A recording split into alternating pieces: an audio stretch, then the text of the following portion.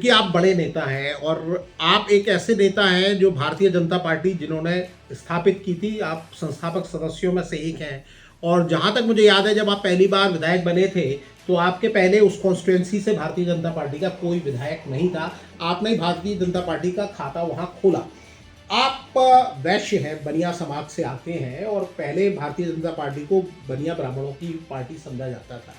लेकिन जब ये मंडलीकरण हुआ और ये जो समीकरण जातियों के बनाने की कोशिश हुई, तो उसमें सबसे ज़्यादा लोगों का ऐसा आरोप है कि भारतीय जनता पार्टी ने अगर किसी को किनारे लगाया तो बनिया समाज को, व्यापारी समाज को ही किनारे लगाया।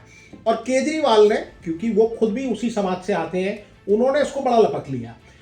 बनियों का ये कहा जाता है, जो राजनीतिक समीकरण मैं समझता हूँ, जानता हूँ, उनके वोट भले ही कम हो लेकिन वो माउथ पब्लिसिटी बड़ी अच्छी करते हैं, क्योंकि छोटे दुकानदार हैं, रेहड़ी पटरी वाले हैं या उनसे बड़े दुकानदार हैं, उनके पास दिन भर में तमाम लोग मिलने आते हैं और उनके पास एक हवा बदलने का एक रुख होता है। तो 2015 के चुनाव में मैं आपको वापस दिल्ली में ले जाना चाहता हूँ। केजरीवाल ने जगह जगह जाकर ये कहा कि मैं बनिए का बेटा हूँ, मैं बनिए का बेटा हूँ। उससे पहले लोग नहीं जानते थे कि वो बनिए के बेटे हैं। और हर्षवर्धन जी, जो आपके भारतीय जनता पार्टी के उस समय नेता थे, अब एक बनिए के बेटे ने कहा कि मैं बनिए का बेटा हूं, बनिया समाज ने उसको ऊपर उठा दिया, भले ही बनियों के वोट कम हो। लेकिन हर्षवर्धन जी को इग्नोर कर दिया गया। बाकी ऐसा कोई व्यापारी नेता आज की तारीख में भारतीय जनता पार्टी में नजर नहीं आता जिसको भारतीय जनता पार्टी प्रोमिनेंटली देखती हो। बल्कि मुझे कई बार तो ऐसा भी लगता है, लोग जो आरोप लगाते हैं, केजरीवाल जी जैसे लोग आरोप लगाते हैं कि बनियों की शायद या व्यापारियों की आज भारतीय जनता पार्टी को जरूरत ही नहीं है। इसीलिए बनियों ने भी कहा कि भाई अल्टरनेटिव हम केंद्र सरकार जब चुनते हैं तो मोदी जी को चुनेंगे। और अब भी मुझे लगता है कि आप अपने भारतीय उद्योग व्यापार मंडल की ओर से खुद ही समर्थन दे रहे हैं भारतीय जनता पार्टी को, जबकि आपको वो भूमिका या आपके साथियों को वो भूमिका जो मिलनी चाहिए, प्रोमिनेंटली जिस तरह से योगदान उनका लेना चाहिए, बनिया समाज को जो महत्व मिलना चाहिए, वो नहीं मिलता है, ऐसा आरोप है। आप इसे कैसे देखते हैं? आपकी बात में सच्चाई भी है, परंतु परिस्थितियों के अनुसार निर्णय भी लिए जाते हैं।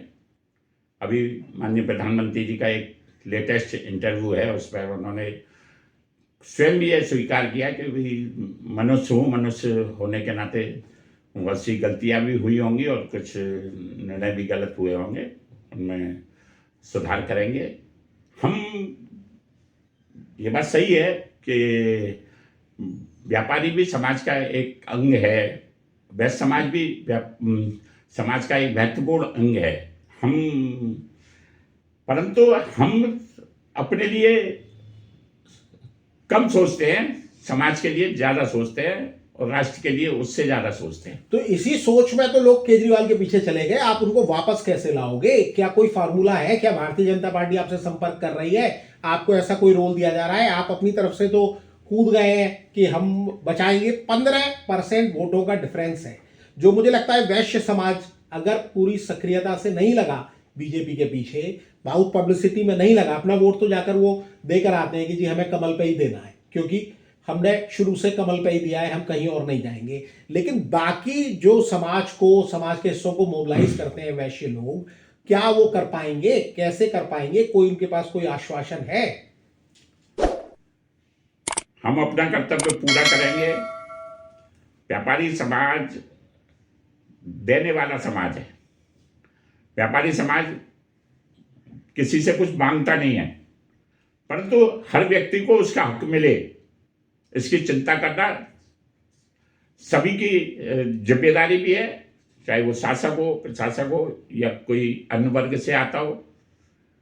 उपेक्षा को लोग किसी हद तक महसूस करते हैं, परंतु सबका साथ, सबका विकास, सबका प्रयास के साथ आज हम इस स्थिति में सोचने को मजबूर हैं और कि हम अगर इंडिविजुअल रूप से व्यक्तिगत महत्वाकांक्षा और स्वार्थों तक ही अगर सीमित रहे तो निश्चित रूप से दिल्ली बहुत पिछड़ जाएगा, पिछड़ गया है। लेकिन मैं आपसे एक व्यक्तिगत सवाल पूछूंगा। आप इतने बड़े नेता रहे, मैंने जैसे दोबारा कहा कि आपने अपने करियर की शुरुआत की, आपने बीजेपी को वो सीट जीत के दी जो बीजेपी ने कभी नहीं जीती थी, फिर आप दोबारा भी जीत के आए, फिर पार्टी ने आपको खुद को किनारे किया और उसके बाद उसका कंपनसेशन कभी नहीं हुआ। आप तो एक जुझारू व्यक्ति थे जो कि न पार्टी से अलग हुए, न आपने कोई राह पकड़ी, आप आगे बढ़ते रहे। लेकिन आज की पीढ़ी थोड़ी महत्वाकांक्षी है, वो भी अपनी हिस्सेदारी चाहती है, तो इसीलिए उन्होंने केजरीवाल साहब को चुना। एक व्यक्तिगत और स्पष्ट महत्वाकांक्षी व्यक्ति आज की तारीख में बिना कुछ हासिल किए क्यों केवल आपकी अपील पर भारतीय जनता पार्टी के साथ आएगा? क्या कभी आप इस बारे में सोचते हैं? सारा काम विश्वास और विजन से चलता है। उस समय की परिस्थितियां जो लोगों को लगा, उसके आधार पर लोगों ने निर्णय लिए।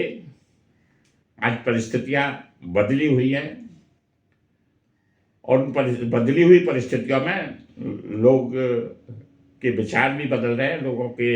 और फिर तो हम वोट के हक को पूरा करेंगे तभी आएगा ना हमारी इच्छा की सरकार। हम जिसको वोट देना चाहते हैं, जिसको जैसी सरकार हम बनाना चाहते हैं, जैसा नेतृत्व हम खड़ा करना चाहते हैं, वो सब हमारे वोट से होने वाला है। हमारे वोट से मतलब प्रत्येक मतदाता के वोट से होने वाला है। तो उस मतदाता को जागरूक करने की बात भी मैं कर रहा हूं कि 100% मतदान बनाएगा व्यापारी की पहचान। इस उद्देश्य के साथ हम लोगों को